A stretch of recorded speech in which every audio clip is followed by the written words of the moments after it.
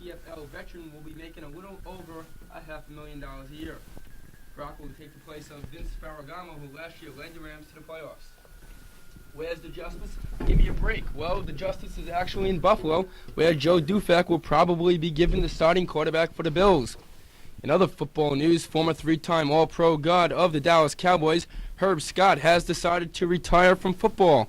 The 32-year-old 11-year veteran said his knee has never been the same since the surgery he had in 1982. Well, the Buffalo Sabres are in Quebec tonight for a very important Adams Division matchup with the Nordique. Quebec is tied with Montreal for the top spot in the division. Both teams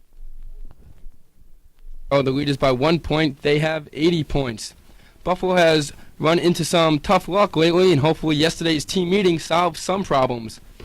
Some pre-game notes from tonight's game. The Nordique have played .500 hockey against Adams Division foes, while the Sabres are 11-8-7 division. Buffalo will be without the services of defenseman Larry Playfair and forward Dave Andechuk.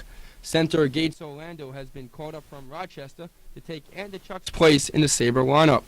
If the Sabres hope to take first place in the Adams Division, their surge better start tonight at the La Colisée. Elsewhere today in the National Hockey League, the Bruins will be at the Forum to take on the Montreal Canadiens. The Pittsburgh Penguins will go to Madison Square Garden to take on the New York Rangers.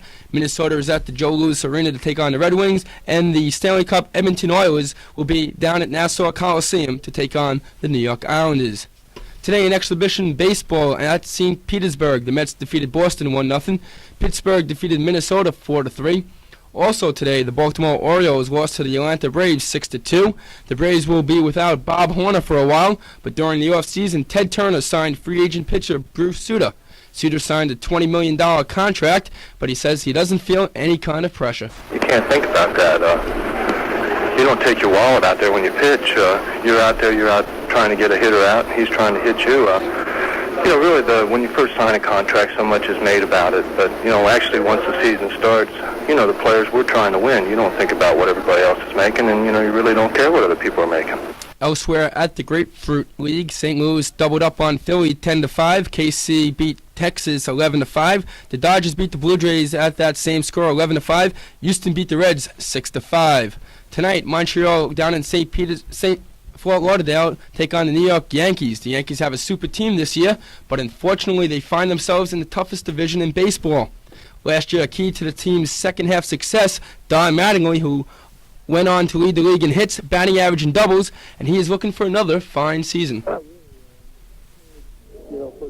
pressure on myself and people's expectations. I just want to come in and do my own thing and play the kind of baseball I know how. And if I do that, then that'll take care of itself. Basically, you push last year behind you, and you go out and you try to be consistent for another whole year. You try to have one more good season, and you just take one at a time. And I just want to get off to a good start and continue the whole season. As we enter the upcoming baseball season, one record that may be in jeopardy is Ty Cobb's 4,130 career hits. Pete Rose, the Reds' player-manager, is only 94 hits away from tying Ty Cobb. However, one record they may never be broken is Lou Gehrig's 2,130 consecutive games played. Today's trivia question is, who did Lou Gehrig replace at first base for the New York Yankees when he started that incredible streak? I'm sure Leo will have that answer in just a couple of moments. Tonight in the NBA, the Red Hot Milwaukee Bucks take on Washington. The Bernard Kingless New York Knickerbockers take on Cleveland. Golden State is at Dallas. Indiana is at Chicago. New Jersey is at Atlanta. And Hawks guard Doc Rivers knows to beat the Nets, you better stop Michael Ray Richardson. They're really pushing the ball up and down the court, and that's their best game. And I really think that's our best game, too. So we're looking for a very fast-paced game, something where we're going to have to play some good defense, get some rebounds, and that's going to be the key for us. We know we're going to get the fast breaks. It's just getting the rebounds and playing the defense, forcing the Lakers to not take the shots that they want to take, not get all those easy layups that they can get against you. Well, that was Kiki Vandeweghe. The Lakers, who have won 11 in a row, take their winning streak into Portland. That other cut was supposed to be from Doc Rivers, and he said, to beat the Nets, you better stop Michael Ray Richardson. And finally, what's happening around Buffalo State campus? Well, at the Bengal Gym earlier today, Chaminade defeated DePaul in the ABA championship game 48-45. Pat DeMarco, the point guard of DePaul, only scored 4 points, but he feels the difference is when leading scorer Bill Fredericks was thrown out of the game with 3 minutes left. Yeah, I thought that affected the team. He played a great game today, and he just lost his head a little bit towards the end of the game, and we were in it, all the way through, and it was tough to win without him. Once again, our top story, Dieter Brock has ended any and all speculation as he has signed a 4-year, $2 million contract with the LA Rams. For WBNY Sports, I'm Andy Narotsky. Well, Dieter Brock may be brightening up the skies out LA way, but right now we've got Leo Sinise here with a look at the weather. Leo? Definitely, the weather will brighten up put smiles on the faces of baseball fans. Well, here's tonight's weather makers. High pressure will move off to the east coast and give way to a southerly, milder flow, that with a limited amount of moisture. Well, currently in Buffalo, the temperature is 42 degrees. That's 6 degrees Celsius. The relative humidity is 33%. The barometric pressure stands at 30.27 inches and is on the downfall. And the winds are from the southwest at 13 miles per hour. Now here is your exclusive news source weather watch forecast. Tonight we can expect clear skies. It'll be mild, the low only dipping into the middle 30s with southwest winds at 10 to 15 miles per hour. Tomorrow again it'll be windy and warm with a 30% chance of a few late afternoon showers. Highs will reach all the way up to the middle 50s, but it'll be cooler by the lake. The winds once again will be out of the southwest, but kicking up just a bit at 15 to 25 miles per hour. Well, it'll continue mild with a chance of scattered showers Wednesday night and Thursday. The low tomorrow night will be about 40. Thursday's high will move up into the upper 50s. And now we can look ahead to the extended forecast for Friday through Sunday. It looks like this. Rain can be expected all 3 days, possibly changing to snow by Sunday. High temperatures will range from the upper 50s on Friday to only 40 degrees on Sunday. Once again, the current temperature here in Buffalo is 42 degrees. That's 6 degrees Celsius. With your news source Weather Watch, I'm Leo Sinise. Thanks, Leo. Now, there's just one thing that bothers me, though. We're finally getting this good weather, huh? Why did it take so long? Well, I don't know, but by the weekend, as I stated, it's going to rain and possibly some snow. And I wanted to say that I don't have the answer to Andy's trivia question about who played first base before Lou Gehrig. Yeah, who did, And? Well, it's not Whitey Ford, as Larry the Horse thought it was. It's Wally Pipp. Wally Pipp? Wally Pipp. That's who Lou Gehrig took over for when he started that incredible 2,130 games in a row. That's about 13 years without missing a game. Not bad. Not Thank bad you at very all. much. Recapping our top story this evening, the House of Representatives is voting at this hour. At issue is the decision of whether or not to continue funding for another 21 MX missiles. The last count showed President Reagan had gained the support of at least 6 Democrats in his battle. Dave? Thanks, Randy. That's our news for tonight. Thanks to Dexter Collins and Leo Sinise for help writing tonight. Our producer has been Heather Hosey, associate producer Mike Highland. Just a reminder, News Probe is up next. For Randy Bush and the entire staff tonight, I'm Dave Debo, wishing you a pleasant evening from your source for news, News Source 91.3.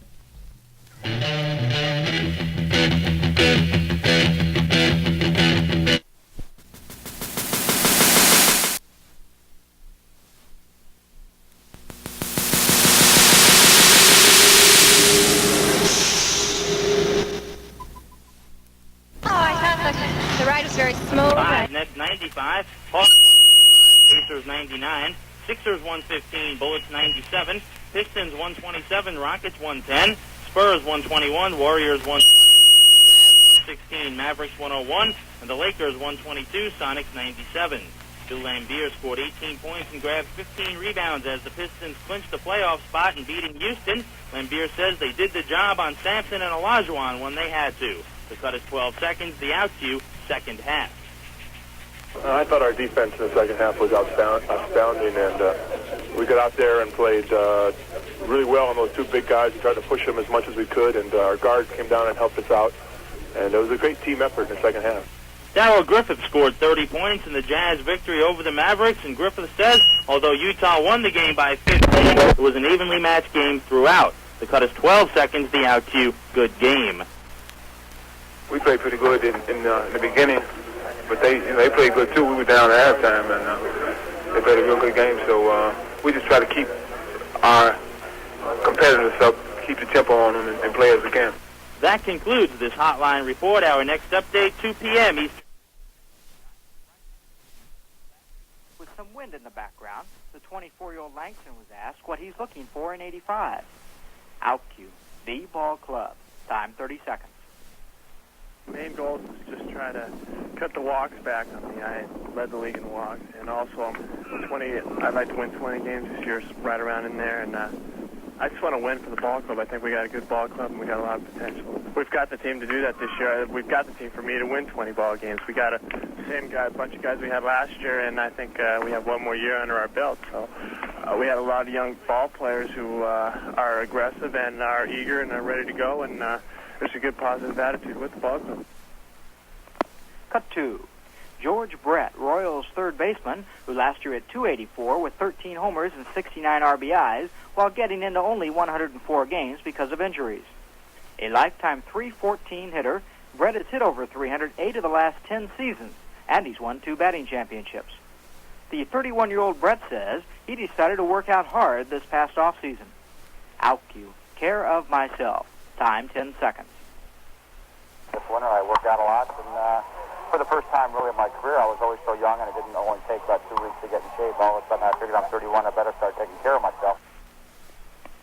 Cut 3. Greg Minton, Giants right-handed reliever, who last year went 4-9 with a 3.76 ERA and 19 saves. He worked in 74 games, the third highest total in the National League. Since joining the Giants bullpen on a full-time basis in 1979, Minton had been teamed with Gary Lavelle. But with Lavelle traded to Toronto, the bullpen now belongs to Minton. Out cue. It's all mine. Time 32 seconds. I've been teaming up with Lavelle for a long time. We're buddies from way back, and it's going to be a little different. If I can get off to a good start, I have a pitch that's equally effective against left-handed or right-handed hitters. Of course, it's got to be a little lower in the strike zone than it was last year, too. That's going to help. But personally, I'm just a little bit pumped up about it. It's all my bullpen, and Gary and I got along great. We were good buddies, but they showed a lot of confidence in me. They kept me, and they said, "Kid, you might get 90 games this year." So, yeah, I like it. It's all mine. Cut 4. Buddy Bell, Rangers third baseman, who last year at .315, fourth highest average in the American League. He added 11 homers and 83 RBIs. Bell has won 6 consecutive Gold Gloves for fielding excellence, and he's made the American League All-Star team 4 of the last 5 seasons, and 5 times overall. A member of the Rangers since 1979, Bell sees some stability coming to the organization. Out cue. It a winner. Time 27 seconds. I definitely think so. Doug Rader's been here 3 years now and has done a good job, and the front office has brought in some people that are very qualified, very competent people, and that makes for a lot more security as far as the organization goes, and they have not been trading just to be trading. We picked up some people this year through the free agent market, which we haven't done the past few years. So they're trying to hold the team together and at the same time make it a winner. Mets right-hander, who was the National League Rookie of the Year in 1984, as he went 17-9 with the second-best ERA in the majors at 2.60. He struck out 276 batters to lead the majors, and that set an all-time rookie record. He got those strikeouts in just 218 innings for an average of 11.39 strikeouts per 9 innings, another all-time Major League mark. No predictions about 1985 from Gooden, who says he feels relaxed this spring without anything to prove. Out cue. Think all win. Time 21 seconds. I'm more relaxed and not coming in that I, try to impress anybody or anything. Just come in, relax, and just work on my weaknesses and try to learn from mistakes I made last year to make me a better pitcher this coming season. Just pitch good, and be consistently, down the stretch also, and help the team out as any way possible, and just take a game at a time. And I don't want to predict how many I think I'll win. Willie Hernandez, Tigers left-hander reliever, who last year won both the American League Cy Young Award and the American League MVP Award. He was 9-3 with a 1.92 ERA and 32 saves. Hernandez was almost perfect as he entered a game in 33 save opportunities, and he came through 32 times. He admits it will be tough to have that kind of year again. Out cue. Year, that's all. Time 34 seconds. It's going to be hard to keep up on that because I don't believe people are going to respect me to do the same thing that I was doing last year, and it's kind of hard to do. Well, I'm gonna try to do the same thing that I was doing last year. Well, yes, in such a way, I'm gonna do the same. Like I had to do the same thing I was doing last year. I go by the motion. I don't have to throw. Try a little bit harder because I'm gonna screw up everything. And I believe I had to go by the motion and do the same thing I was doing last year. That's all. Cut 3. Ron Kittle, White Sox outfielder and American League Rookie of the Year in 1983, who last season hit .215 with 32 homers and 74 RBIs. Home run production. Time 14 seconds. It's still a learning process. No matter how long you do it, Tom Seaver stresses it all the time. He's 40-some-odd years old, and he learns something new every day. And I think if I take that attitude into the game, I'm going to have some successful years and some with big home run production. Cut 4. Tim Wallach, Expos third baseman, who last year hit .246 with 18 homers and 72 RBIs. And he made his first National League All-Star team in 1984. The Expos made some changes after their fifth-place finish in '84 of a downswing. Time 36 seconds. We got a lot of new faces, but I feel like we improved ourselves throughout the whole lineup. Middle infield especially, we got some guys who can hit some home runs and can drive in some runs, so we're going to be a lot stronger from that standpoint.